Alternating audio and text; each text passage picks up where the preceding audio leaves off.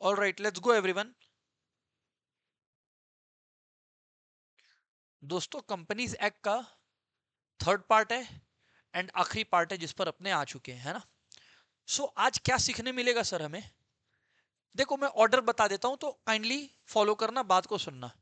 पहले मैं आपसे मोआ और ओआ का बात करूंगा। मोआ ओआ, memorandum of association and articles of association.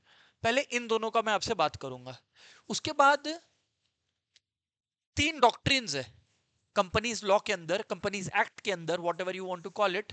वो तीनों डॉक्ट्रिन्स मैं आपसे डिस्कस करूंगा। Doctrine of ultra vires, doctrine of constructive notice, doctrine of indoor management. तो दूसरी बात ये, फर्स्ट है मोआ ओआ, फिर है ऑल द डॉक्ट्रिन्स, है ना। ये दोनों कवर कर जाने के बाद आपका पहले तो आप ये समझ लो कि सिलेबस ही खत्म हो जाएगा कंपनीज एक्ट का, ठीक है।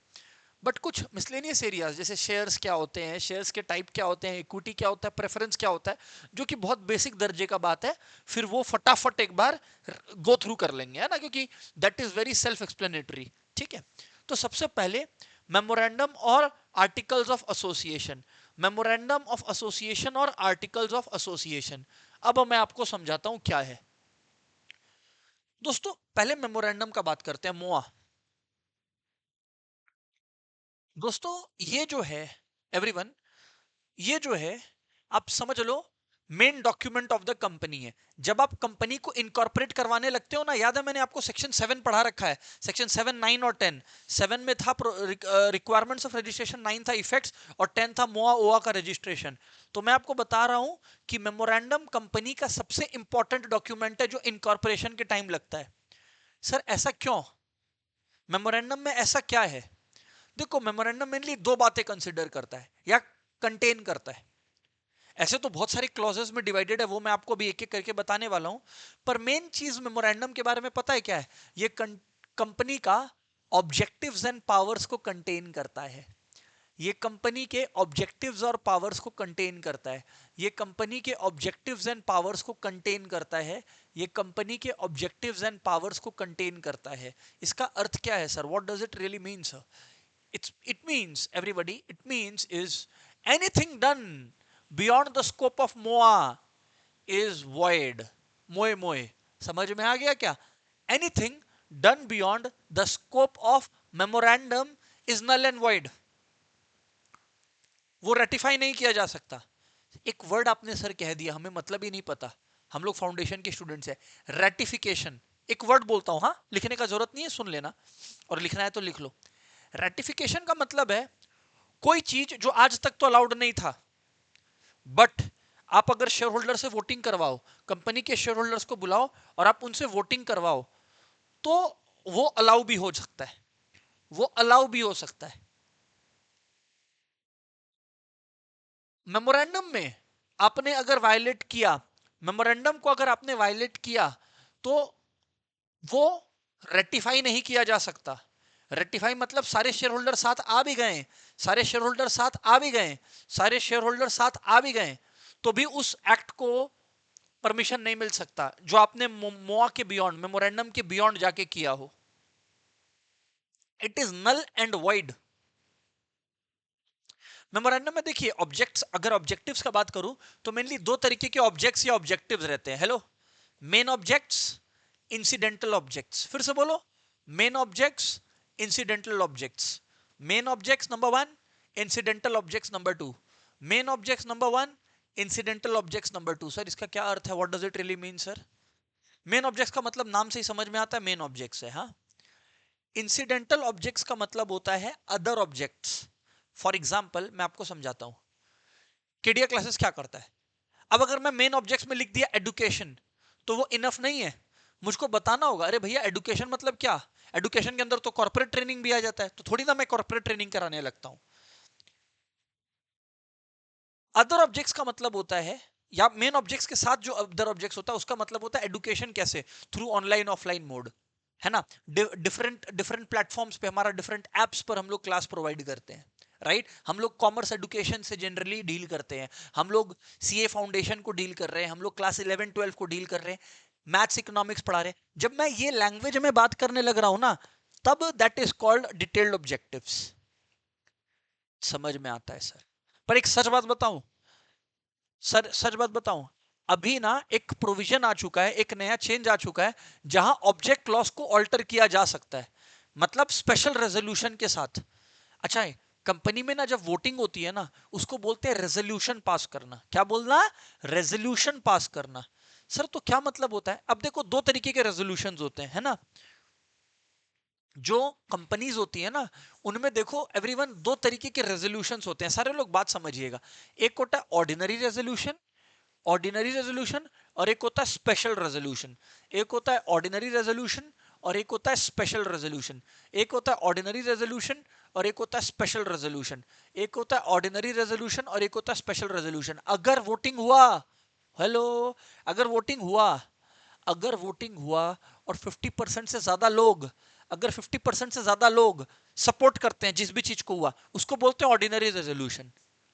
मतलब अगर मेजोरिटी लोग अग्री करते हैं, जैसे आप लोग दोस्त लोग हो ना, अरे 5 जन है, 5 दोस्त है, तो 3 ने कुछ कहा, 2 ने कुछ कहा, तो जो मेजोरिटी ने कहा उसको बोलते हैं ऑर्डिनरी रेजोल्यूशन। पर कुछ मैटर्स होते हैं जो कि बहुत ग्रेट इंपॉर्टेंस के होते हैं। आर्टिकल्स में किसी डायरेक्टर को अपॉइंट करने से रिलेटेड, रिमूव करने से रिलेटेड, कोई बहुत ही स्पेशल मैटर होता है। तो जब इतना अर्जेंट मैटर हो जाता है, देखो डे टू डे प्रोसीडिंग्स का बात है, छोटा मोटा बात है, तो ऑर्डिनरी रेजोल्यूशन लगता है। किस किस केसेस में ऑर्डिनरी रेजोल्यूशन लगता है, वो आपका फाउंडेशन लेवल रिक्वायर नहीं करता है। मैं बस बात बता के छोड़ दिया। Day to day administrative procedure में कुछ बदलाव करनी है, ऑर्डिनरी रेजोल्यूशन पास करो, मेजोरिटी का वोट लो और निकल लो, कर लो चेंज। स्पेशल रेजोल्यूशन का मतलब है, इसमें भी वोटिंग होती है शेयर होल्डर्स की, बट इसमें 75% लोग फेवर में होने चाहिए। मिनिमम 75% लोग फेवर में होने चाहिए, तब स्पेशल रेजोल्यूशन बोलते हैं पास हो गया। Special resolutions are generally meant for events और situations which are of urgent importance, which are of great importance. उधर पे, उस केसेस में, उन केसेस में आप लोग जो है ना स्पेशल रेजोल्यूशन का बातचीत करते हैं या मेंशन करते हैं।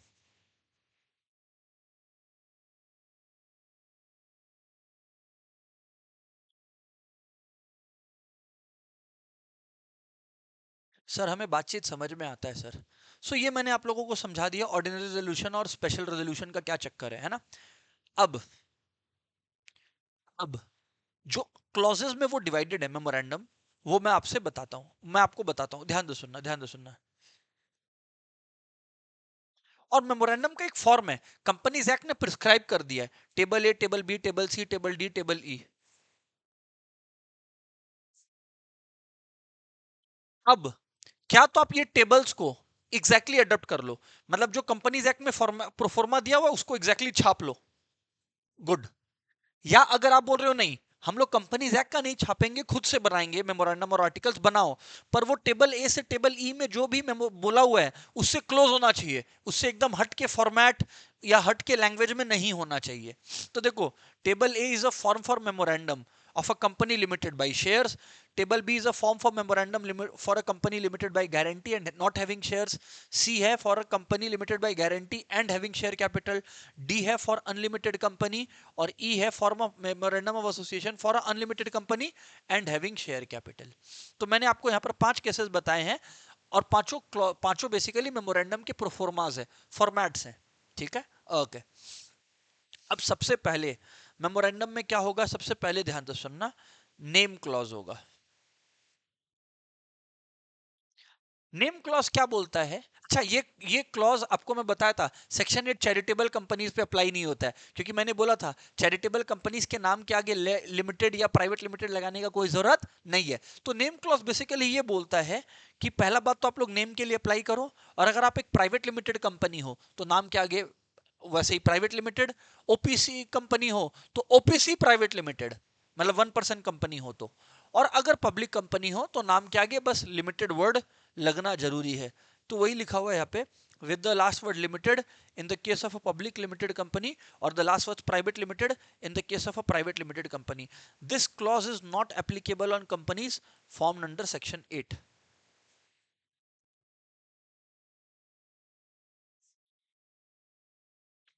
जो अच्छा, सेक्शन 8 कंपनीज के आगे नाम में क्या लिखा रहता है, देखो ऐसे कुछ फाउंडेशन वर्ड लिखा रहेगा, फोरम लिखा रहेगा, association, federation, chamber, confederation, electoral trust, ऐसे करके लिखा रहेगा, है ना। हाँ सर। अच्छा, तो सबसे पहला बात हो गया, सबसे पहला हो गया कंटेंट ऑफ द मेमोरेंडम में नेम क्लॉज। क्या हो गया बताएं? Name clause. नेम क्लॉज के बाद आता है डोमिसिल क्लॉज, जिसको रजिस्टर्ड ऑफिस क्लॉज बोलते हैं ना। आपको बताना होता है मेमोरेंडम में उस स्टेट का नाम जहां पर कंपनी का रजिस्टर्ड ऑफिस लोकेटेड है। हम लोग अभी मेमोरेंडम का बात कर रहे हैं, तो you will have to prescribe और you will have to write in the memorandum कि किस स्टेट में कंपनी का रजिस्टर्ड ऑफिस लोकेटेड है। इसको प्यार से अपने लोग सुनिएगा, डोमिसिल क्लॉज बोलते हैं। क्या बोलते हैं बताइएगा? डोमिसिल या रजिस्टर्ड ऑफिस क्लॉज बोलते हैं। थर्ड पॉइंट पर आते हैं। थर्ड पॉइंट क्या है? अब जो मैंने आपको बताया था ऑब्जेक्ट क्लॉज। अभी इसमें दो तरीके के ऑब्जेक्ट्स होते हैं, एक होते हैं मेन ऑब्जेक्ट्स और होते हैं इंसिडेंटल ऑब्जेक्ट, जो मेन ऑब्जेक्ट से रिलेटेड रहते हैं ना। हाँ सर।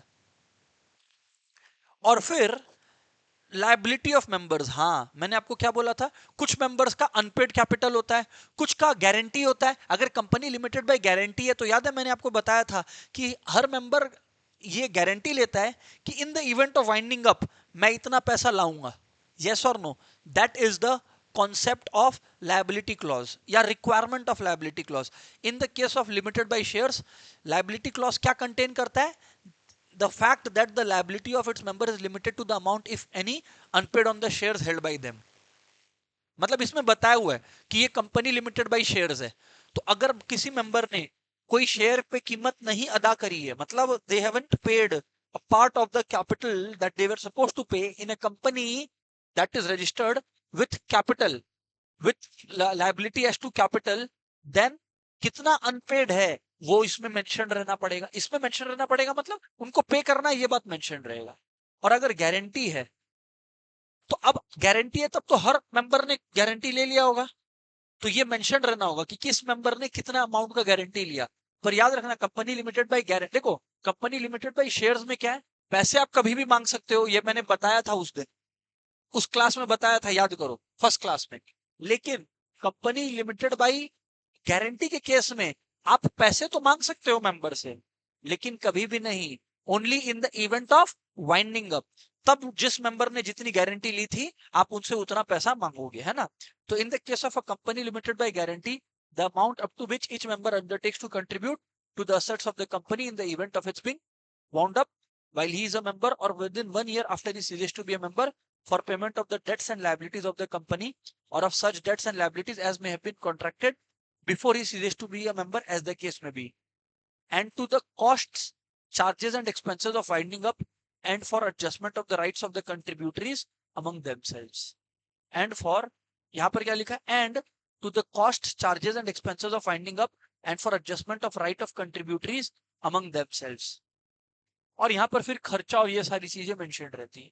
हाँ, तो and which each members undertakes to the costs, charges and expenses of winding up and for adjustment of the rights of contributories among themselves. Oh sir समझ आ गया।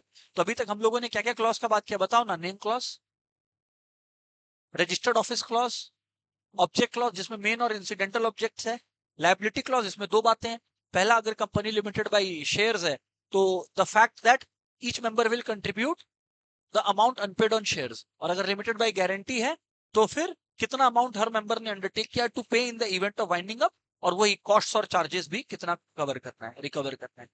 आगे अच्छा, फिर नेक्स्ट है कैपिटल क्लॉज। फिर नेक्स्ट है कैपिटल क्लॉज।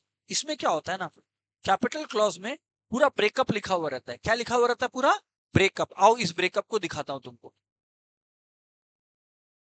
ये कैपिटल क्लॉज सबसे पहले लिखा रहता है ऑथराइज्ड और रजिस्टर्ड कैपिटल। सर ऑथराइज्ड और रजिस्टर्ड कैपिटल का क्या मतलब होता है?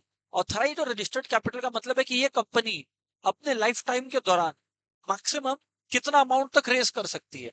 मान लो 50 करोड़ है, तो अब ऐसा नहीं है कि 50 करोड़ आज ही रेस करने का जरूरत है। वो कंपनी 5 करोड़ 5 करोड़ करके भी रेस कर सकती है, पर मैक्सिमम कितना रेस करना चाह रही है वो होता है नॉमिनल या ऑथराइज्ड कैपिटल। तो सर ऐसे तो कंपनी कुछ भी लिख सकती है? नहीं, जब रजिस्ट्रेशन होता है ना तो इसका कुछ परसेंटेज पे करना पड़ता है रजिस्ट्री का। तो आप अगर बड़ा अमाउंट अननेसेसरी लिख दोगे तो आपको पे भी जबरदस्ती का बड़ा अमाउंट करना पड़ जाएगा। तो वो लिखो जो लॉजिकली आपको रेस करना है। सर आज मान लीजिए हम 50 करोड़ तक रेस कर लिया, फ्यूचर में मेरे को यार सर ऐसा जरूरत पड़ता है कि मेरे को अमाउंट बढ़ाना है, हाँ तो उसमें रेजोल्यूशन पास करके वो बढ़ाया जा सकता है। इशूड कैपिटल, अब आप लोग ये समझना, देखो ऑथराइज कैपिटल का एक बार डेफिनेशन भी पढ़ लेते हैं, है ना। सेक्शन 2 क्लॉज 8 के अंदर ऑथराइज्ड कैपिटल और nominal capital mean such capital as is authorized by the memorandum to be the maximum amount of share capital of the company, as is authorized by the memorandum to be the maximum amount of share capital of the company। याद है हम लोग capital clause ही तो अभी पढ़ते पढ़ते यहां पर आए, तो ये सारी बातें मेमोरेंडम में मेंशन्ड है। सेक्शन 2 क्लॉज 8 हो गया ऑथराइज्ड कैपिटल, क्या हो गया authorised capital, as is mentioned by the memorandum, authorised by the memorandum to be the maximum amount of share capital of the company. पर अब आते हैं इशूड कैपिटल पे। इशूड कैपिटल क्या बोलता है? So everyone, section 2 clause 50 of the companies act defines issued capital which means such capital, which means such capital, issued capital means such capital as the company issues from time to time, hello, as the company issues from time to time for subscription, as the company issues from time to time for subscription. It is that part of authorized capital which is offered by the company, it is that part of authorized capital which is offered by the company for subscription and include the share allotted for consideration other than cash, and include the shares allotted for consideration other than cash। तो मान लो मैंने 50 करोड़ का permission ले रखा है, पर एक बार में एज अ कंपनी मैं 10 करोड़ का शेयर इशू करता हूं। आप लोग पढ़े हो ना कंपनी अकाउंट जब पढ़ते हो कि company x limited issue share worth rupees 10 crore rupees divided into फिर फर्स्ट कॉल सेकंड कॉल जो भी है ना, application money allotment money what ever it is, ये हो गया इशूड। बट एक बात बताओ, आपने अगर 5 करोड़ का शेयर इशू किया है तो क्या जरूरी है क्या कि लोग 5 करोड़ का ही खरीद लेंगे? क्या बात करते हो यार। अच्छा by the way, authorise capital section 2 clause 8 में था, इशूड कैपिटल सेक्शन 2 क्लॉज 50 में है, सब्सक्राइब कैपिटल सेक्शन 2 क्लॉज 80 में है। ये वो पार्ट ऑफ कैपिटल है जो मेंबर्स ने सब्सक्राइब किया। Define subscribe capital as part of the capital which is for the time being subscribed by the members of a company, which is for the time being subscribed by the members of a company। तो जो members ने subscribe किया which is for the time being subscribed, वो है subscribed capital। फिर आता है called up. अब आपको पता है सेक्शन 2 क्लास 15 में, देखो एक बात समझो, कंपनी के लोगों ने 5 करोड़ का सब्सक्रिप्शन दिया, 5 करोड़ का सब्सक्रिप्शन आया मतलब 5 करोड़ रुपए नहीं आ गए, कंपनी इनको पार्ट्स में रेस करती है, इसको बोलते हैं called up capital. Section 2 clause 15 defines called up capital as such part of capital which has been called for payment. तो अब जिन्होंने सब्सक्राइब किया है हम लोग उनको बोलते हैं ना कुछ पैसा पे करना, that is called subscribe capital.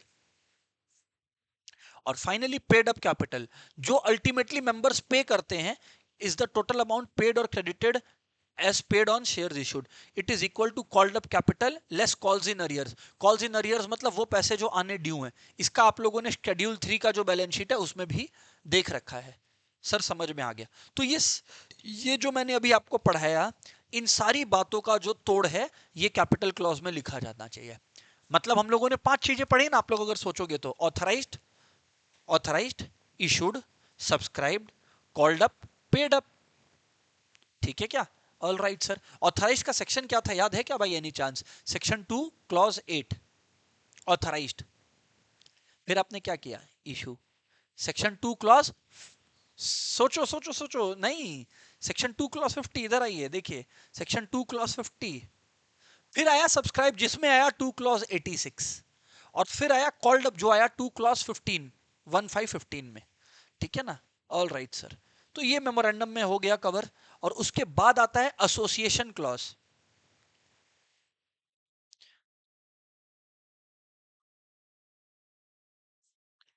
उसमें क्या होगा, जब कंपनी फॉर्म हो रही है, रजिस्टर हो रही है, तो सब्सक्राइबर्स टू द मेमोरेंडम कौन है? सब्सक्राइबर्स को कम से कम एक शेयर लेना पड़ेगा, तो उनका नाम लिखा हुआ रहना चाहिए जो शुरू में कंपनी के साथ एसोसिएट हो रहे हैं, और उनके पास कितने शेयर्स हैं इस कंपनी के, यही देखो लिखा है। The memorandum shall conclude with the association clause, every subscriber to the memorandum shall take at least 1 share and shall write against his name the number of shares taken by him. In the case of APC, the name of the person who in the event of death of subscriber shall become the member of the company, उसका भी नाम mention होना चाहिए। इसको क्या बोलते हैं? Nominee. क्या बोलते हैं? नॉमिनी। सर हमें ये बात याद है सर। तो ये बातें सर थी अबाउट मेमोरेंडम, ये बातें थी एवरीवन अबाउट मेमोरेंडम। और आर्टिकल्स के बारे में आप लोगों को पता है कि आर्टिकल्स ऑफ एसोसिएशन जो है, देखो मेमोरेंडम कंपनी बाहर वालों के साथ कैसे बिहेव करती है उससे रिलेटेड डेटा कंटेन करता है, पर आर्टिकल्स होता है day to day internal regulations के लिए। फॉर एग्जांपल डायरेक्टर्स को अपॉइंट कैसे करना है, कोई डायरेक्टर को रिमूव कब करना है, डायरेक्टर का क्या क्वालिफिकेशन होना चाहिए। तो ये जो डे टू डे प्रक्रिया है ना, डिविडेंड कब अलॉट करना है, कितना अलॉट करना है, तो मैं ये कहने लग रहा हूं कि जब आपको डे टू डे प्रक्रिया को अंजाम देना है ना, तब आप लोग यूज करते हो, क्या बोलो तो, तब आप लोग यूज करते हो ये आपका, जी हाँ, articles of association, right. Memorandum को चेंज करना टफ है क्योंकि उसमें सेंट्रल गवर्नमेंट का भी परमिशन लग जाता है। खैर अभी ऑब्जेक्ट क्लॉज में स्पेशल रेजोल्यूशन से भी बदलाव आ जाता है, पर आर्टिकल्स को आप जनरली स्पेशल रेजोल्यूशन से, आर्टिकल में कोई ऐसा बात है कि एक डायरेक्टर का मिनिमम क्वालिफिकेशन यही होना चाहिए, पर आपको लगता है कि यार ये इस डायरेक्टर के पास ये क्वालिफिकेशन तो नहीं है, पर इसका जो एक्सपीरियंस है वो किसी भी क्वालिफिकेशन से बहुत ऊंचा है, ले लो इसको ले लो। लेकिन सर आर्टिकल्स तो मना करता है ऐसे लोग को लेने से, तो क्या करो, आर्टिकल ही बदल डालो स्पेशल रेजोल्यूशन पास करके, अलाउड है, चलेगा। ओह सर समझ में आता है हमें बात। चलो अभी यहां तक क्लियर है क्या सारे लोग, सारे लोग कंफर्म करना, मैं फास्ट तो नहीं गया, क्लियर है ना सभी को, यस और no, come on. Okay, very good very good very good. अब आते हैं डॉक्ट्रिन्स पे, मजा आ जाएगा, सुन लो, 3 डॉक्ट्रिन्स पढ़ाऊंगा तुमको, मजा आ जाएगा, तुम फैन हो जाओगे लॉ के। बट पहले अल्ट्रा वायर्स, पहले तो इसको वायरस मत पढ़ना, अल्ट्रा वायर्स है, एक होता है इंट्रा वायर्स, एक होता है अल्ट्रा वायर्स। यहां हम लोग मेमोरेंडम का बात कर रहे हैं, कोई चीज अल्ट्रा वायर्स है, इसका मतलब वो मेमोरेंडम के बियॉन्ड है, कुछ आपने ऐसा कर दिया जो मेमोरेंडम के बियॉन्ड चला गया। एग्जाम्पल मैं देता हूं, अब फॉर एग्जाम्पल मैंने केडिया क्लासेस को रजिस्टर करवाया as a company private limited, और केडिया क्लासेस प्राइवेट लिमिटेड में मैंने क्या किया, लिखा था कि यार हमारा मेन गोल एजुकेशन है, और एजुकेशन में हम लोग ये चीज केटर करते हैं, ऑनलाइन ऑफलाइन जो भी X Y Z, app recorded blah blah blah blah blah, ये सारी चीजें मैंने बता दिया।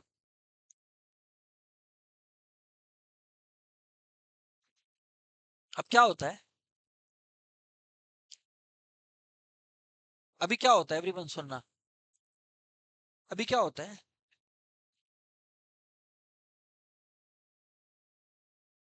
मैं, एक स्टूडेंट आता है मेरे पास और बोलता है सर आप ना हमको लोन दे दो, लोन का बिजनेस स्टार्ट कर दो मेरे साथ, तो मैं केडिया क्लासेस प्राइवेट लिमिटेड के नाम पे उसको लोन देने का काम भी स्टार्ट कर देता हूं।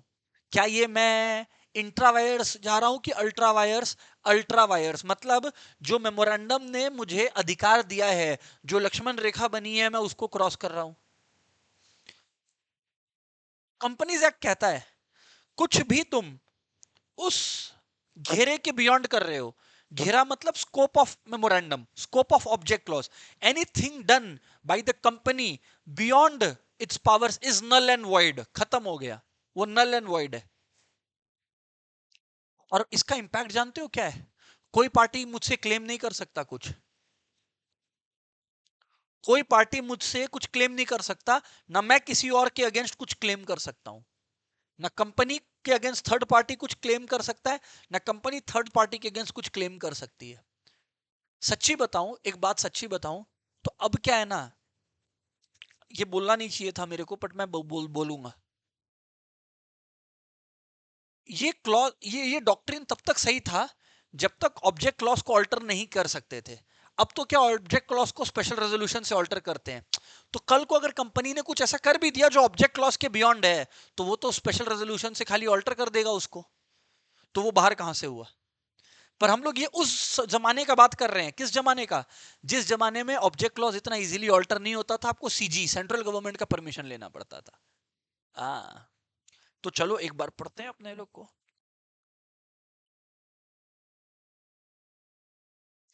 It is a fundamental rule of company law that objects as stated in its memorandum can be departed from only to the extent permitted by the act. हाँ तो एक्ट जहां तक बोले वहां तक आप दूर जा सकते हो, thus far and no further. In consequence, any act done or made by a company which travels beyond the powers, तो कंपनी का कोई भी एक्ट जो कंपनी के पावर्स के बियॉन्ड है, not only of the directors but also of the company, is wholly void and inoperative in law and is therefore not binding on the company. पर हाँ, अगर कुछ डायरेक्टर्स का चीटिंग पकड़ा जाता है, फ्रॉड, तो वो लोग को घसीटा जाएगा, डायरेक्टर्स नहीं बचेंगे, कंपनी बच जाएगी। The impact of doctrine of ultra vires is that a company can neither be sued, ए देखो, तो अगर कंपनी ने कुछ ऐसा कर दिया तो आप कंपनी के अगेंस्ट केस नहीं कर सकते, और an ultra vires transaction nor can it sue on it, ना कंपनी से, कंपनी के साथ कुछ खराब हो गया, क्यों? क्योंकि कंपनी कुछ बियॉन्ड अपने स्कोप के की, तो कंपनी थर्ड पार्टी को सू भी नहीं कर सकती, पर थर्ड पार्टी भी कंपनी को सू नहीं कर सकता। पता है क्यों? पता है क्यों?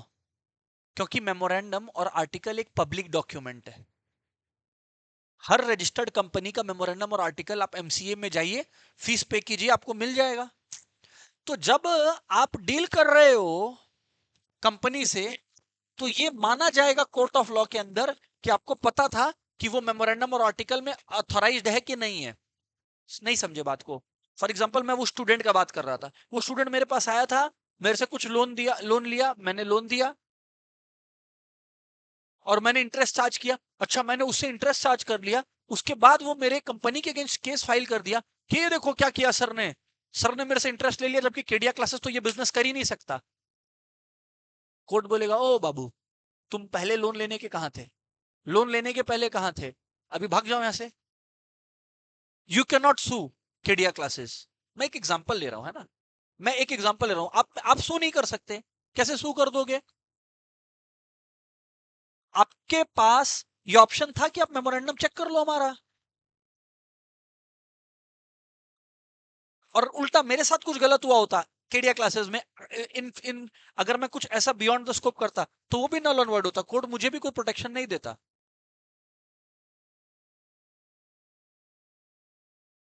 तो if in spite of this you enter into a transaction, if in spite of this you enter into a transaction which is ultra wires the company, you cannot enforce it against the company. You cannot, everybody, you cannot enforce it against the company. You cannot enforce it against the company, sorry.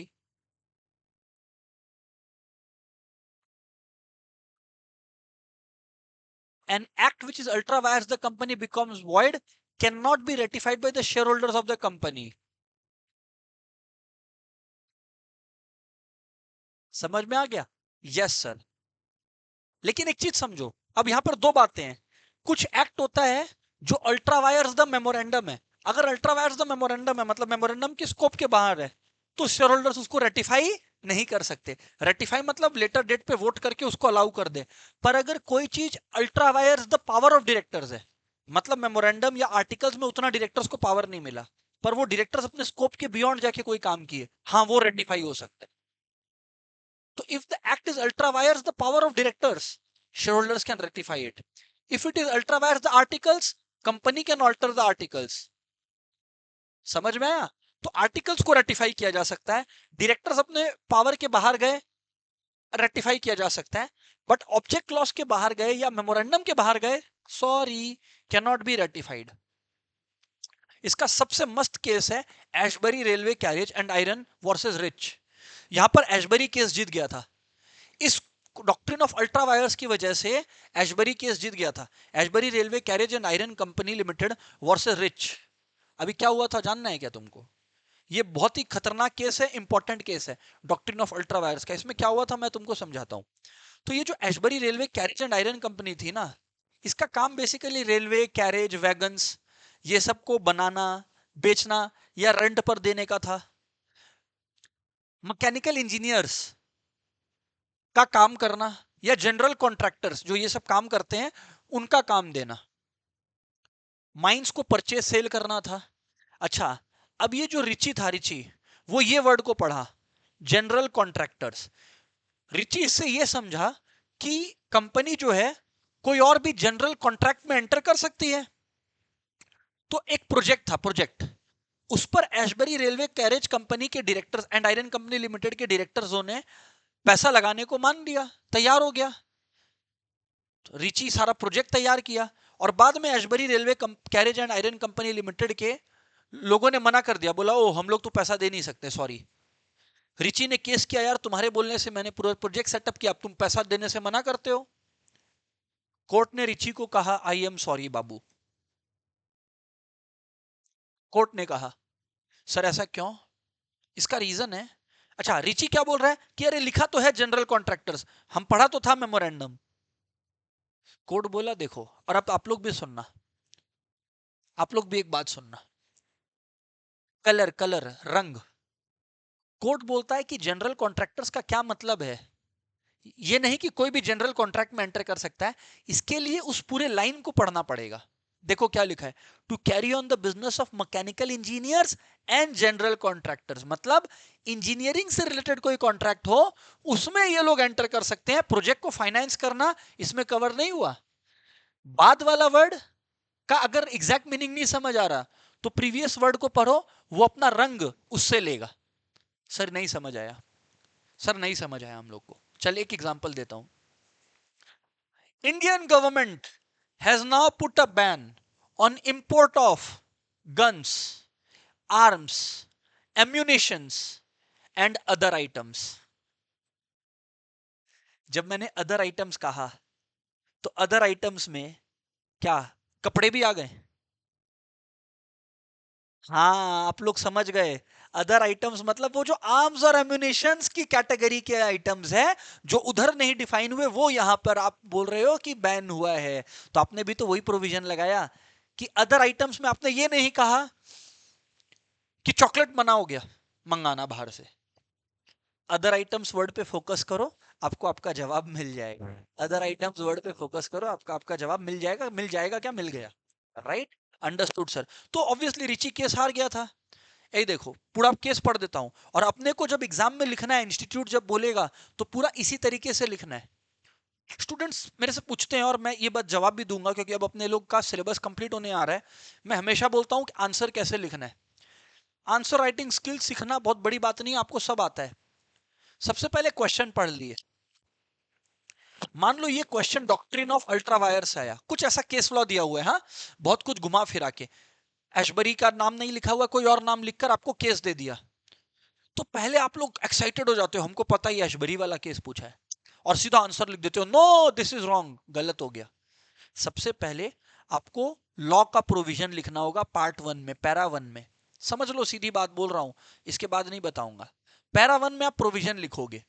For example आप ऐसे लिखोगे, as per the doctrine of ultra vires any scope any act done beyond the scope of memorandum is null and void। yes, shareholders have power to ratify the acts which are ultra vires the power of directors, which are ultra vires the articles, but it is not given the permission for them to ratify the memorandum।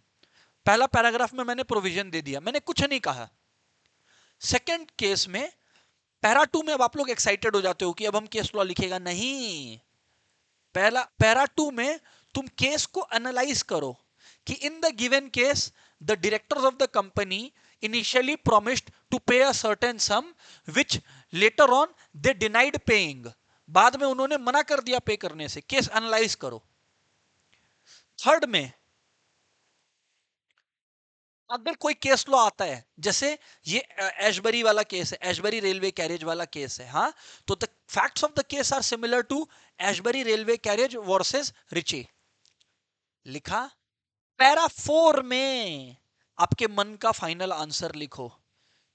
so by applying the provisions and by taking it from the case study, we conclude that the position of Ashbury will be upheld. This is because the general contractor word will take its color from the previously written words। This is what will be held। इस तरीके से 4 points में answer देना है। ये है answer जो आप लोग पूछते हो ना, सर बताओ, ये है तरीका आंसर लिखने का। पहले प्रोविजन, फिर केस को एनालाइज करो, पूरा केस का पोस्टमार्टम कर दो, तोड़ फोड़ कर दो कि इसमें क्या हो रहा है, पूरा खोलो। फिर पैरा 3 में कोई लिमिट सिमिलर केस पढ़े हो तो बताना, और फिर पैरा 4 में अपना आंसर लिखना। हाँ, एंड अल्ट्रा, अच्छा तो यहां पर मैं पढ़ा रहा था ना, हाँ, the director of the company entered into contract with Richie, ए देखो, for financing the construction of a railway line and the company further ratified this act. अच्छा, कंपनी ने रेटिफाई भी कर दिया, पर क्या कर सकते हैं क्या? नहीं, तब नहीं कर सकते थे। The company, however, repudiated the contract as being ultra vires, and Ricci brought an action for damages. His contention was that the contract was well within the meaning of the word general contractors. तो ये लोग finance भी कर सकता है, and also it was ratified by the shareholders. However, it was held by the court that the contract was null and void. Court ने बोला ना ना ना ना ना, हम लोग नहीं मानते। कोर्ट क्या बोलता है? It is said that the term general contractor was associated with mechanical engineers. That is, it has to be read in connection with the company's main business. कि सर कंपनी का जो मेन बिजनेस था वो क्या है, हम लोग वो रीड करेंगे, ना कि बस तुमने एक वर्ड को पकड़ लिया है तो तुमको उस वर्ड से खुश करेंगे हम लोग। It does not happen that way, it will not happen that way. अच्छा सर, ये मसला है। हाँ जी सर, ये मसला है। तो an ultra vires contract can never be made binding on the company. It can not become intra vires by reason of estoppel, acquiescence, lapse of time, delay और रेटिफिकेशन। कुछ भी कर लो, एक ultra vires act intra vires नहीं बन जाता।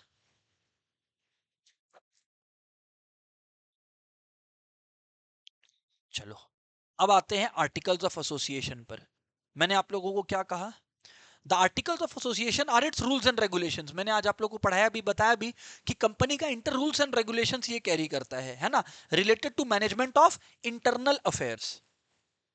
Just as the memorandum contains the fundamental conditions upon which the company is allowed to be incorporated, so also the articles are the internal regulations of the company.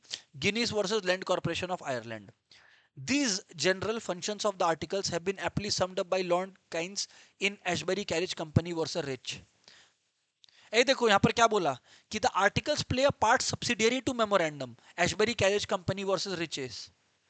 They accept the memorandum as the charter of incorporation, and so accepting it the articles proceed to define the duties.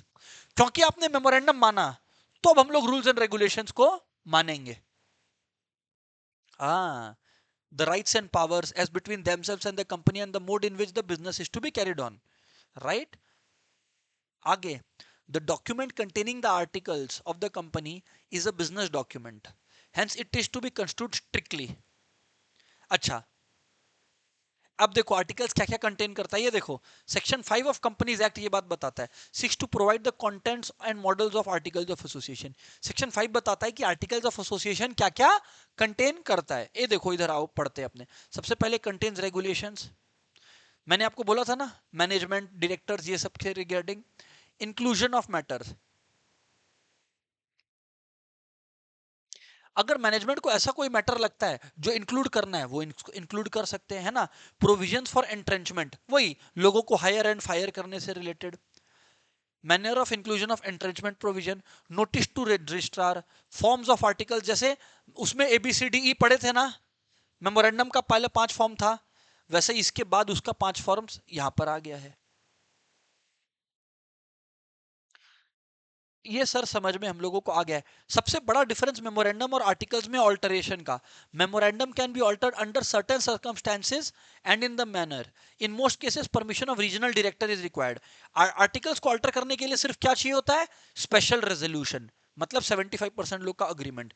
Acts done by company beyond scope of memorandum are ultra vires, मतलब void है, void है, ratify नहीं कर सकते। 100 में से 100 share holder भी बोले ना कि सर हम लोगों को अग्रीमेंट अग्रीड है, कोई दिक्कत नहीं है, तो भी नहीं रेटिफाई होगा, जाओ। पर आर्टिकल्स के बियॉन्ड कोई अगर एक्ट कंपनी ने किया है तो बस उसमें फिर कुछ नहीं करने का दरकार है आप लोगों को। आप बस एक special resolution of the shareholders लगा लो, provided they are not beyond the provisions of memorandum, बस हो गया खत्म। पर आर्टिकल में कुछ ऐसा नहीं होना चाहिए जो मेमोरेंडम को वायलेट करे। अगर मेमोरेंडम को वायलेट कर रहा है, मेमोरेंडम ही जीतेगा। मैंने क्या बोला, एशबरी में भी तो ये जजेस ने यही कहा था कि मेमोरेंडम चार्टर है। जब चार्टर डिफाइन होता है उसके बाद आर्टिकल्स बनता है रूल्स एंड रेगुलेशंस को बताने के लिए। तो memorandum will always take precedence over the rules prescribed in articles या रेगुलेशंस प्रिस्क्राइब्ड इन आर्टिकल्स। अब आते हैं मजेदार टॉपिक पर। दो बातें पढ़ेंगे हम लोग एक साथ, डॉक्ट्रिन ऑफ कंस्ट्रक्टिव नोटिस और डॉक्ट्रिन ऑफ इंडोर मैनेजमेंट। सबसे पहला बात, हालांकि दोनों को कंपेयर करना बनता नहीं है, पर यहां पर स्टूडेंट्स लोग कंफ्यूज होते हैं। तो मैं आप लोगों को दोनों के बीच में फर्क बताता हूं, कायदे से सुनना। पहले डॉक्ट्रिन ऑफ कंस्ट्रक्टिव नोटिस सुनो, फिर डॉक्ट्रिन ऑफ इंडोर मैनेजमेंट सुनना। देखो, doctrine of constructive notice outsider के अगेंस्ट काम करता है, लिख लो साथ में। कभी एग्जाम में नहीं आएगा डिफरेंस लिखने दोनों के बीच में, पर बात समझने के लिए दोनों को साथ साथ लिखना होगा। लिख लो, doctrine of constructive notice works against the outsider. लिख लो, doctrine of constructive notice works against the outsider. Doctrine of constructive notice works against the outsider. कैसे, वो भी मैं समझाऊंगा ना। और doctrine of indoor management protects the outsider.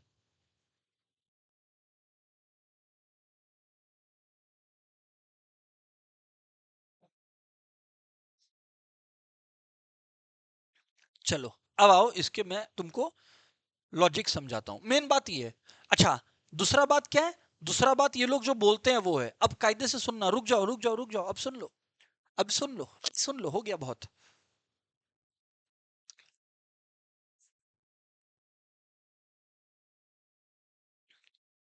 Doctrine of constructive notice ये कहता है, सेक्शन 399 पे चलो।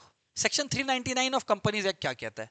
दोस्तों, सेक्शन 399 ऑफ कंपनीज एक्ट ये कहता है कि हर इंसान जो रजिस्ट्रार को पैसा देगा, रजिस्ट्रार के पास फीस जमा करेगा, आई मीन ऑनलाइन, वो लोग मेमोरेंडम और आर्टिकल को इंस्पेक्ट कर सकते हैं, क्योंकि ये लोग पब्लिक डॉक्यूमेंट्स है।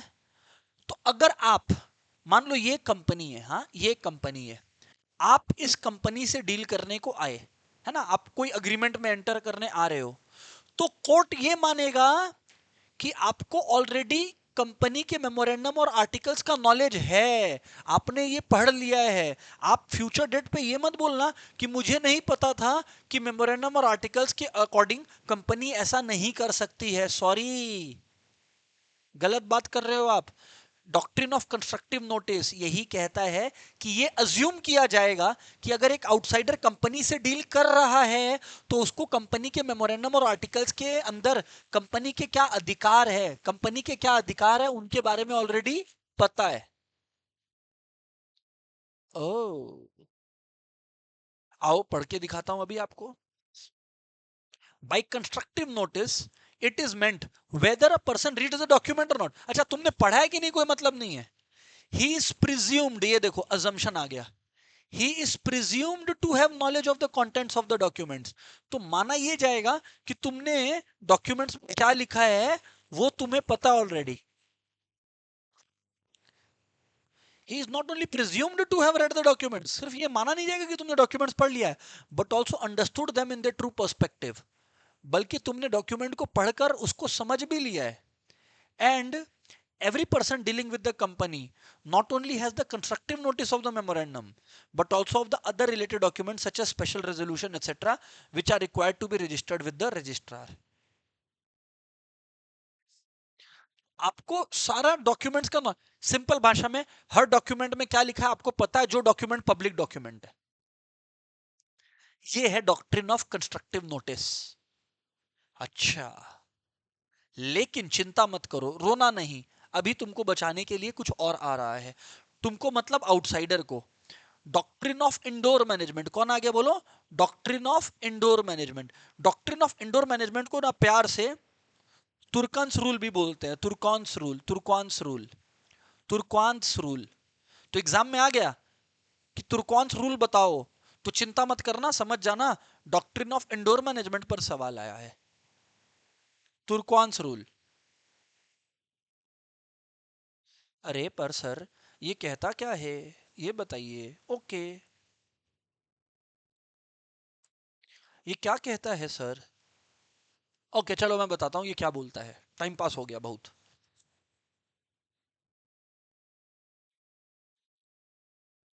सुन रहे हो? सुनो,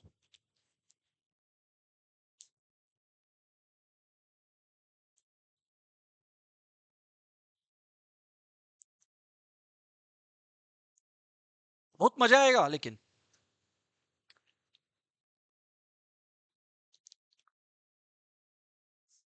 कंपनी ने अब इंटरनल रूल्स एंड रेगुलेशन से रिगार्डिंग बहुत सारे स्टेप्स फिक्स कर लिए होंगे कि ये करने के लिए मेंबर्स का वोट चाहिए, इस करने के लिए, इस पर्टिकुलर चीज को करने के लिए मेंबर्स का वोट नहीं चाहिए, तो बहुत सारी चीजें लिखी हो सकती हैं। हाँ सर, ऑब्वियसली। तो लो जवाब सुनो अब, सुनोगे? जवाब सुनो अब। डॉक्ट्रिन ऑफ इंडोर मैनेजमेंट बोलता है कि ये आउटसाइडर का काम नहीं है ये चेक करना कि कंपनी ने जो अपने लिए रूल्स एंड रेगुलेशन सेट किया है वो कंपनी के मेंबर्स ने, डायरेक्टर्स ने फॉलो किया कि नहीं। वो ये अज्यूम कर सकता है कि जो चीज आर्टिकल्स में लिखा है कंपनी ने वो फॉलो कर लिया है। आउटसाइड कंस्ट्रक्टिव नोटिस बोलता है कि तुमको पता है कि कंपनी के पास ये पावर है कि नहीं, ये अज्यूम किया जाएगा। पर उस पावर को मान लो कैरी फॉरवर्ड करने के लिए कुछ वोटिंग या ये सब का दरकार था, तो तुमको एज अ आउटसाइडर ये कैसे पता होगा कि ये हो रहा है कि नहीं फॉलो रूल्स? तो you are not required to look into that. इसको थोड़ा और सिंपल कर दूं, उसको थोड़ा और सिंपल कर दूं, चलो मैं बताता हूं। आप लोग सब कोई जो हमारे स्टूडेंट्स कैलकाटा के बाहर से क्लास कर रहे हैं, जो कैलकाटा में क्लास कर रहे हैं, है ना, सेंटर आकर, एक बात समझाइए मेरे को। आप, आपके पेरेंट्स ने आपका एडमिशन यहाँ करवाया या आपने एडमिशन यहाँ लिया, है ना? मैं पेरेंट्स के पर्सपेक्टिव से बात करता हूँ। पेरेंट्स आउटसाइडर्स है, ठीक है? क्योंकि पेरेंट्स ने मान लो फॉर एग्जांपल केडिया क्लासेस देखा, आशीष केडिया के बारे में सुना या जाना आप लोगों से या कोई रिलेटिव से, तो अब क्या है, पेरेंट्स का ये ड्यूटी है जानना कि आशीष केडिया इज टीचिंग और not, Kedia classes is teaching CA foundation और नॉट। तो ये केडिया क्लासेस के पावर में है कि केडिया क्लासेस ये कर सकता है, बस आपके पेरेंट्स का ये ड्यूटी था जानना। लेकिन अब इंटरनली क्लासेस हो रहे हैं कि नहीं, टेस्ट हो रहे हैं कि नहीं, ये आपके पेरेंट्स का रिक्वायरमेंट नहीं है इंक्वायर करना, वो अज्यूम कर सकते हैं कि ये सब हो रहा होगा। तो पहला केस आपके पेरेंट्स के अगेंस्ट था कि भैया वो तुम इंक्वायर करो कि केडिया क्लासेस ये पावर रखता है कि नहीं पढ़ाने का। बट ये तुम्हारी पेरेंट्स की रिस्पॉन्सिबिलिटी नहीं है कि डे टू डे में सब चीजें जो लिखी हुई आर्टिकल्स में फॉलो हो रही है कि नहीं हो रही है। आओ मैं तुमको तुर्कंद रूल बताता हूं, जो कि रॉयल ब्रिटिश बैंक वाला केस था। इसमें कौन जीता था? तुर्कंद। अरे भैया तुर्कंद हार गया होता तो तुर्कंद के नाम पे ये रूल बनता क्या? अच्छा, और तुर्कवांद है, गुलकंद, लोग कुछ भी लिख के आ जाते हैं जो अपने को याद रहता है नहीं। It is Turquand's rule. क्या हुआ था इसके अंदर, मैं आपको सिंपल में पूरा का पूरा जो इसका फोटो है वो समझाता हूं। इधर देखो क्या है, एक है रॉयल ब्रिटिश बैंक, ये रहा रॉयल ब्रिटिश बैंक। कहां गया भैया? Royal British bank.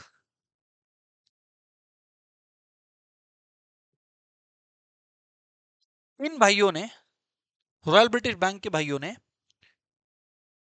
अच्छा, रॉयल ब्रिटिश बैंक को इमीडिएट नीड था, अर्जेंटली, अर्जेंटली पैसे का दरकार था, अर्जेंटली पैसे का दरकार था। और रूल था कि ये लोग बॉन्ड्स इशू करेंगे। क्या करेंगे? बॉन्ड्स इशू करेंगे। और बॉन्ड्स मतलब एक सिक्योरिटी कि भैया हम पैसा ले रहे हैं। तो ये लोग अप्रोच किए तुर्कवांद को, और बदले में तुर्कवांद ने इनको पैसा दे दिया। तुर्कवांद ने बदले में इनको पैसा दे दिया। देखो, मैं ये जो पूरा पैराग्राफ है इसको सरल में समझा रहा हूं, है ना? तुर्कवांद ने इनको पैसा दे दिया। अच्छा, रॉयल ब्रिटिश बैंक के मेमोरेंडम आर्टिकल्स में ये मेंशन था कि कंपनी पैसे रेस कर सकती है only with share holders approval, only with share holders approval. और तुर्कवान को ये पता था कि कंपनी पैसे रेस कर सकती है, मतलब ये मेमोरेंडम आर्टिकल्स में मेंशन्ड है। Doctrine of constructive notice. Later on Royal British Bank Turquand को बोलती है, ओ शिट यार तुर्कवान, सॉरी, ओहो, पैसा नहीं दे पाएंगे तुम्हारा, सॉरी, नहीं रिपे करेंगे। तुर्कान बोलता है क्यों? बोलता है अरे वो लास्ट टाइम जब हम लोग तुमसे पैसा लिए थे तब हम लोग तो शेयर होल्डर से अप्रूवल ही नहीं लिए थे, तो क्योंकि वो प्रोसेस ही ठीक नहीं हुआ था तो हम पैसा किस बात का तुमको चुकाएंगे। तुर्कवान ऑब्वियसली केस लड़ा और जीता। कोर्ट ने कहा कि कंपनी के पावर में था बॉन्ड इशू करना, ये तुर्कवान कोई भी हालत में जान नहीं सकता था, या ये तुर्कवान के रिक्वायरमेंट के बियॉन्ड था कि कंपनी अंदर में अपने कमरे के अंदर, अपने रूम के अंदर इन रूल्स को फॉलो कर रहा है कि नहीं कर रहा है, कि शेयर होल्डर्स का अप्रूवल ले रहा है कि नहीं. This is not something that Turquand और any outsider is suppose to interrogate. Sorry, आओ अब इसी बात को पढ़ लेता है. When the company was sued, क्यों सू किया गया, तुर्कान ने इसको क्यों सू किया, क्योंकि पैसा वापस करने से मना कर रहा था. It was alleged that under its registered deed, मतलब articles, directors only had power to borrow up to a specified amount. A resolution had been passed but not specifying how much directors could borrow. Held it was decided, इधर ध्यान से सुनना. Held it was decided, अभी यहाँ पर सुनना. Held it was decided, ये देखो इधर पे, that the bond was valid, so the Royal British Bank could enforce the terms. He said that bank was deemed to be aware that the directors could borrow only up to amount resolutions allowed. Articles were registered with companies, so there was constructive notice. मतलब company के पास registered था articles, तो तुर्कान के पास ये constructive notice होना चाहिए कि company पैसे रेस कर सकता है. और तुर्कान गलत नहीं था, क्योंकि वो देखा आर्टिकल्स में कि कंपनी पैसे रेस कर सकता, तो उसने पैसा दिया. But the bank would not be deemed to know which ordinary resolution passed because these were non-registrable. तो companies indoor affairs are the companies problem. उसके लिए आप आउटसाइडर को पेनलाइज नहीं कर सकते. I am sorry.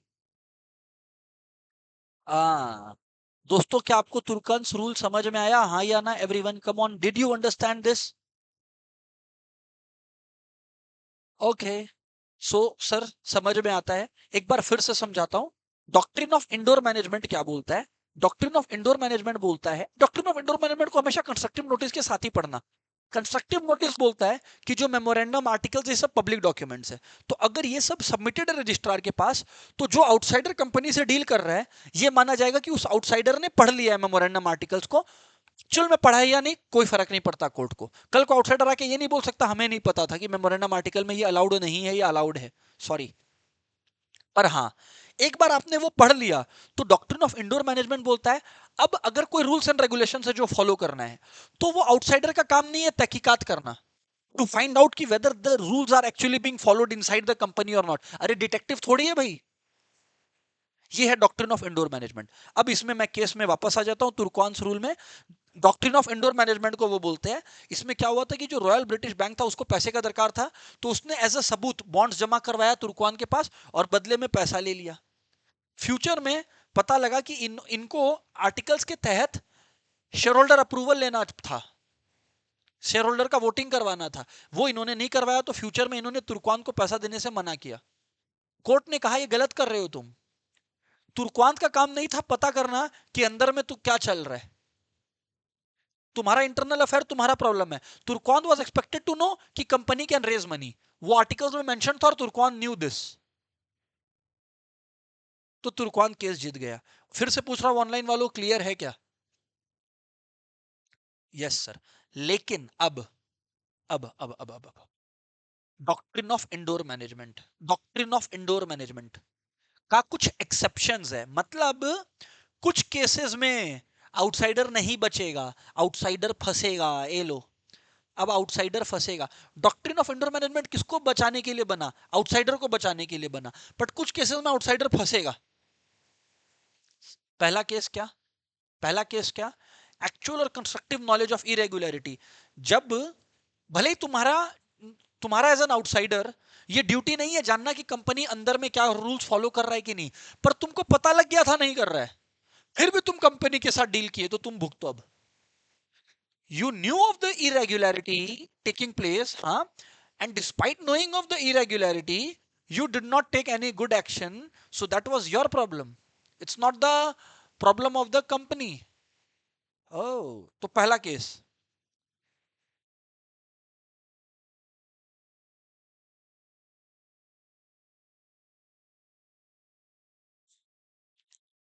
जैसे अब ये देखो, यहाँ पर ध्यान से सुनना. जैसे हार्वर्ड वर्सेस पेटेंट आइवरी में क्या हुआ था? हार्वर्ड वर्सेस पेटेंट आइवरी में क्या हुआ था?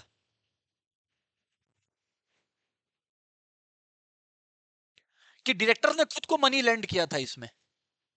अच्छा, और कोई भी मनी लेंडिंग के पहले कंपनी का वोटिंग का जरूरत था? अच्छा, डायरेक्टर्स खुद को मनी लेंड किए बिना कोई वोटिंग करवाए. तो एक बात बताओ, डायरेक्टर्स को क्या इरेगुलरिटी का नहीं पता था? अरे क्योंकि खुद डायरेक्टर्स है। तो इस केस में वो लोग ये नहीं बोल सकते कि डॉक्ट्रिन ऑफ इंडोर मैनेजमेंट, हमें क्या पता इंटरनली क्या चल रहा है। अरे तुमको पता इंटरनली क्या चल रहा है, तो जब you know of the irregularity you can not claim lack of knowledge, you can not. हाँ, सेकंड केस, तुमको इरेगुलरिटी का पता नहीं है।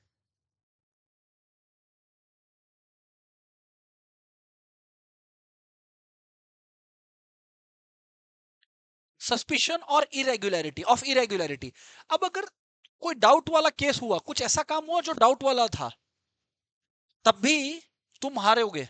इसमें क्या हुआ था, आप एक चीज समझो, आनंद बिहारी लाल वर्सेस दिनशा एंड कंपनी में क्या हुआ था कि कंपनी के अकाउंटेंट ने एक आदमी को प्रॉपर्टी ट्रांसफर कर दिया। कंपनी का एक प्रॉपर्टी अकाउंटेंट ने ट्रांसफर कर दिया एक इंसान को। तो एक इंसान एक कंपनी की प्रॉपर्टी खरीदा और उसको ट्रांसफर किसने किया? अकाउंटेंट ने। अकाउंटेंट के पास ट्रांसफर अथॉरिटी होता है क्या? पावर ऑफ अटर्नी होता है क्या सेल करने का? डायरेक्टर के पास होता है, अकाउंटेंट के पास होता है? डायरेक्टर के पास। तो क्या कुछ घोल पोल नहीं लग रहा है क्या? लग रहा है। ये था suspicion of irregularity. Oh.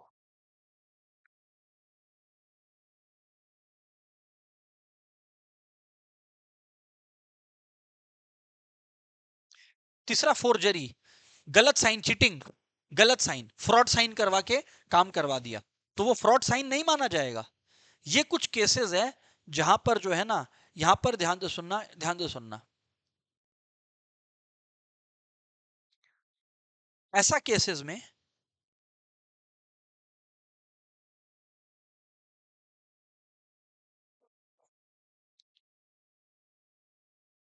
Forgery हुआ, गलत साइन हो गया, वो सारा केसेस को भी यहां पे कवर नहीं करेंगे। तो मेनली तीन केसेस है। इसमें क्या हुआ था, जैसे फोर्जरी का एक केस बहुत बढ़िया है, रूबेन वर्सेस ग्रेट फिंगॉल कंसोलिडेटेड। इसमें क्या हुआ था बेसिकली, जो प्लेंटिफ था, है ना, was the transferee of a share certificate. मतलब उसको शेयर सर्टिफिकेट मिला था और सील में मिला था। क्या? डिफेंडेंट जो कंपनी है उसने सील मारकर दिया था। ठीक है, तो मैं मुझे शेयर मिला तो ठीक है, मैं खुश। जो कंपनी सेक्रेटरी था, जिसने कंपनी का सील मारा था शेयर ट्रांसफर करते टाइम, दो डायरेक्टर का सिग्नेचर चाहिए था, उसने फोर्जरी करके साइन कर दिया खुद ही, कंपनी सेक्रेटरी ने। अब जो प्लेंटिफ था वो बोला भैया मेरे को तो शेयर मिला, अब मेरी क्या गलती? मुझे कैसे पता लगेगा कि ओरिजिनल साइन डायरेक्टर्स ने किया है या कंपनी सेक्रेटरी ने चीटिंग किया है? और इसीलिए कंपनी को रोकना पड़ेगा, क्योंकि कंपनी बोल रहा था कि शेयर ट्रांसफर किया ही नहीं है तुमको, और वो बोल रहा था हुआ है, मेरे पास साइन है, सील है। बट कोर्ट ने कहा कि नहीं, यहां पे कंपनी की गलती नहीं है। क्यों? क्योंकि कंपनी को भी नहीं पता था कि ये फोर्जरी हो जाएगा। तो फोर्जरी हो गया, ये तो कंप्लीटली चीटिंग बाजी हो गया। तो इसलिए कंपनी को भी यहां प्रोटेक्शन मिल गया। नॉर्मली जो भी रूल जाता वो कंपनी के अगेंस्ट जाता डॉक्ट्रिन ऑफ इंडोर मैनेजमेंट में, बट यहां पर ये कंपनी के अगेंस्ट नहीं गया। फिर से बोल दे रहा हूं, रूबेन वर्सेस ग्रेट फिंगॉल में क्या हुआ था कि एक जन कंपनी सेक्रेटरी ने एक इंसान को शेयर ट्रांसफर कर दिया कंपनी का सील डाल के डायरेक्टर्स का फोर्जरी कर दिया साइन का। लेटर डेट पे कंपनी बोलती है नहीं हमने तो कोई शेयर ट्रांसफर किया नहीं, वो बोलता है देख मेरे पास प्रूफ है। जब कोर्ट को ये पता चला कि इसमें फोर्जरी हुआ है सिग्नेचर का, तो कोर्ट ने कहा कि देखो इस केस में कंपनी के साथ भी गलत ही हुआ है, तो इसीलिए हम लोग इसमें डॉक्ट्रिन ऑफ इंडोर मैनेजमेंट नहीं लगाएंगे। क्योंकि इंडोर मैनेजमेंट मतलब कंपनी का मसला है, बट कंपनी के अंदर इतना फोर्जरी हो जाएगा, हम लोग इतना डेप्थ तक इस इंडोर मैनेजमेंट के डॉक्ट्रिन को ले जा नहीं सकते। एंड देयरफॉर ये केस को नलीफाई कर दिया गया था, इस पर्टिकुलर शेयर ट्रांसफर को नलीफाई कर दिया गया था। राइट सर, क्लियर है कि नहीं क्लियर है?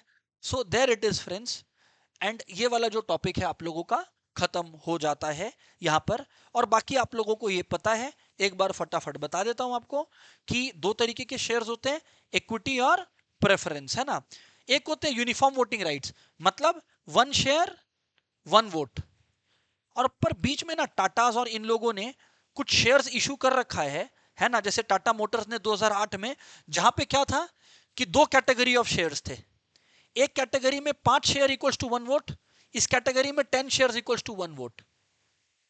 पर ऑब्वियसली इसमें डिविडेंड ज्यादा था, दाम कम था, तो कंपनी के पास वो राइट है कि दो अलग अलग तरीके का इक्विटी इशू कर दे।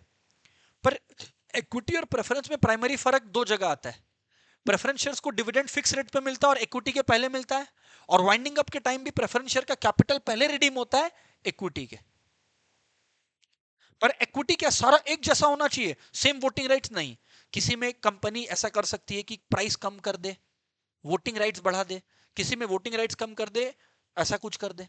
सो कहने का मतलब है कि both of them are allowed, right. जैसे ये देखो ना, डिफरेंशियल वोटिंग राइट्स वाला, Tata motors introduced equity shares with differential voting rights called A equity shares in its right issue. In the issue every 10 A equity shares carried only one voting right. पर इनको बाकियों से dividend भी ज्यादा मिलेगा, क्योंकि voting rights कम मिला है, तो जब भी डिविडेंड अनाउंस होगा बाकी शेयर होल्डर से डिविडेंड भी इनको ज्यादा मिलेगा।